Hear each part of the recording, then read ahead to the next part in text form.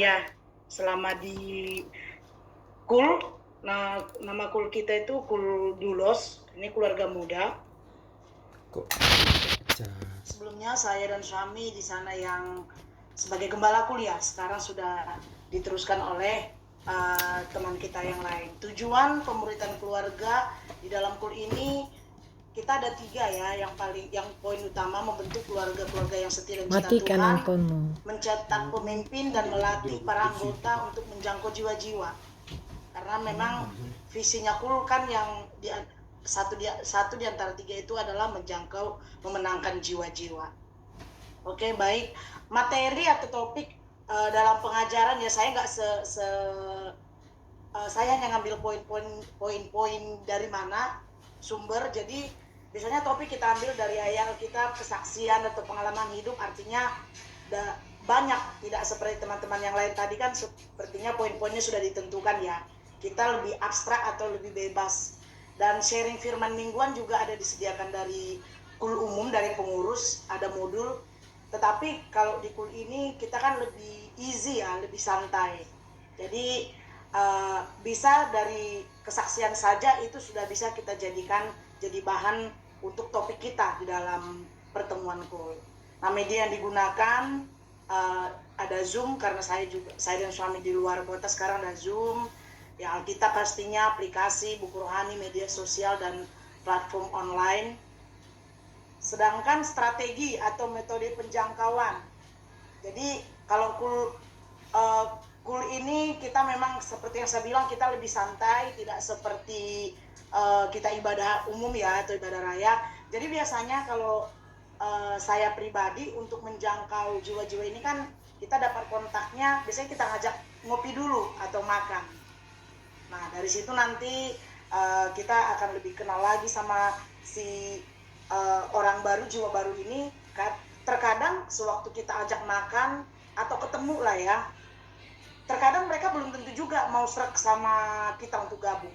Mungkin secara personal dia nggak nyambung mungkin sama kitanya ya. Jadi biasanya ketika menjangkau, kita ajak makan dulu, itu ada yang nanti ya Kak, nanti kita info lah kalau mau gabung. Tapi kebanyakan sih terrekrut dan masuk ke KUL. Nah, selain itu juga kita melakukan kunjungan ke rumah anggota. Nah, seperti yang bilang tadi juga, orang di gereja ini kan, jemaat jiwa-jiwa ini kan banyak sebenarnya yang tidak terlalu suka ikut komsel. Jadi memang kita harus lebih giat, lebih lebih ekstra lagi lah. Selain kita ngajak nongkrong, kita juga bisa kunjungan ke rumah. Dan saya juga pernah pengalaman si jiwa baru ini, saya minta kontaknya. Nah, pada saat itu juga dia langsung menceritakan ada pengalaman dia, ada hal-hal pergumulan. Jadi saya bisa bilang ini konseling pribadi. Dia bercerita pada saat itu juga on the spot. Jadi ternyata untuk strategi atau metode penjangkauan ini bisa pada saat itu juga melalui pergumulan-pergumulan yang dialami si jemaat atau si orang yang ingin kita jangkau ini. Nah, proses pelaksanaan pemuritan yang pasti untuk kelompok KUL kita kan harus ada visi dan misi ya dalam kelompok pemuritan. Lalu ada standar jumlah anggota. Kalau dalam KUL kan ada itu seperti kita di keluarga, minimal 5 keluarga, maksimal 5 keluarga supaya bisa lebih baik lagi untuk menjangkaunya. Jadi kalau misalnya sudah lebih dari 5, kita akan pecahkan KUL-nya. Sedangkan lalu yang ketiga, pelaksana pertemuan, yaitu waktu dan tempat. Waktu dan tempat ini kita juga fleksibel, kita kadang bisa fellowship di pantai, kadang kita juga di gereja, kadang kita juga bisa fellowshipnya itu nonton. Jadi terkadang tidak selalu tentang membahas Alkitab atau pergumulan, ada sesekali kami kayak citan lah ya nama istilahnya gitu. Nah, yang keempat itu ya materi pembahasan. Setiap kita anggota KUL semuanya kita berikan kesempatan untuk sharing firman. Jadi bukan cuma sharing firman, bisa melalui kesaksian ataupun mungkin ayat-ayat Alkitab yang bisa mereka dapat sewaktu mereka saat teduh. Nah, jadi melalui hal ini secara tidak langsung kita juga melatih anggota-anggota kul kita. Karena tadi kan visinya kita di dalam kul ini juga kan mencetak pemimpin ya. Jadi saya sendiri awalnya dari kul sampai akhirnya bisa step by step dalam pelayanan yang lebih luas lagi jangkauannya. Jadi di dalam kul ini kita lebih memberikan kesempatan banyak kepada anggota kul kita.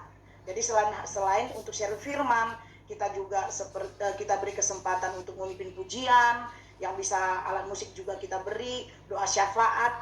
Jadi di dalam kul inilah anggota ini semuanya berlatih. Jadi mereka tidak akan terkejut ketika nanti mereka sudah masuk ke dalam pelayanan, karena mereka sudah terbiasa dulu di dalam komunitas komsel kita. Lalu identitas anggota, menurut saya ini sangat perlu, karena kalau tak kenal maka tak sayang ya. Jadi ini hal yang sangat perlu di dalam komunitas. Kita kenal siapa anggota kita, kita tahu seperti apa keadaan mereka, baik secara kerohanian, pendidikan, ekonomi, segala hal kita harus tahu. Lalu di dalam pelaksanaan pemuridan ini kita akan diskusi firman, kesaksian, tanya jawab, dan juga doa bersama.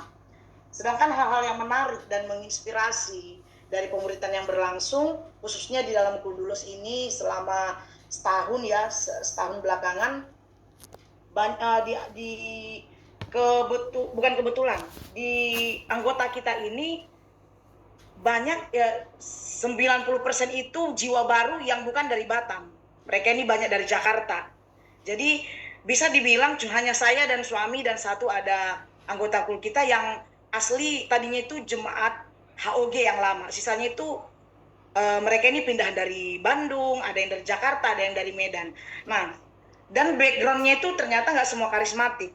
Di dalam kul inilah kita benar-benar mengencourage, mengenalkan seperti apa sih, ini maksudnya saya bukan mau membenarkan doktrin mana satu yang mana yang tidak ya, tetapi karena mereka memang backgroundnya ada yang dari konservatif atau dari Lutheran, jadi kita memang harus bisa memberikan pengertian kepada mereka dalam doktrin karismatik itu seperti apa.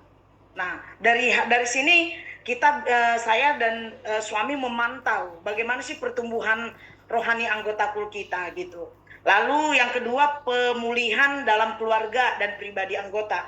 Jadi karena ini memang kul keluarga, kita juga ada dapati pasangan suami istri yang mempunyai konflik, apalagi keluarga muda ya, itu konfliknya biasanya lebih deep karena pengenalan karakter. Nah juga untuk pribadi si anggotanya ini, jadi ada dalam hal kasus misalkan suami akhirnya mengerti bahwa patriarki itu tidak baik, karena ada anggota kita yang dari background suku Batak misalnya. Batak itu kan patriarkinya lebih tinggi ya daripada dibandingkan mungkin beberapa suku di Indonesia. Nah, di sini kita harus berikan pengertian bahwa suami istri itu harus kerjasama, tidak ada patriarki gitu ya. Lalu yang ketiga, kesaksian dari para anggota. Lalu yang keempat, anggota kelompok yang akhirnya terjun dalam pelayanan. Jadi ada anggota kita yang sudah akhirnya terjun masuk ke dalam pelayanan. Dan kelima, melihat anggota yang akhirnya bisa membuka kelompok baru dan siap menjadi pemimpin. Nah, ada di dalam kelompok komunitas kita itu memang tipe orang yang dia itu cepat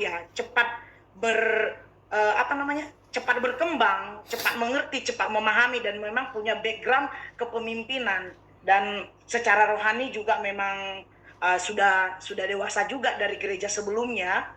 Nah, akhirnya kita siapkan dia untuk membuka kul baru.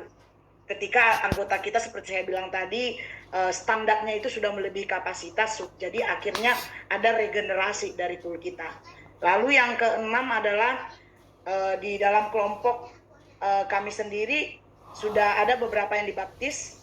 Kita pernah kita ada anggota yang dari Muslim, jadi memang dia langsung dia Muslim, pacarnya ini Kristen. Jadi mereka ini dari Jakarta, gereja di HOG waktu saat kemarin itu, akhirnya si kakak ini dibaptis. Dan juga ada sepasang suami istri yang dari gereja suku sebelumnya kita baptis gitu.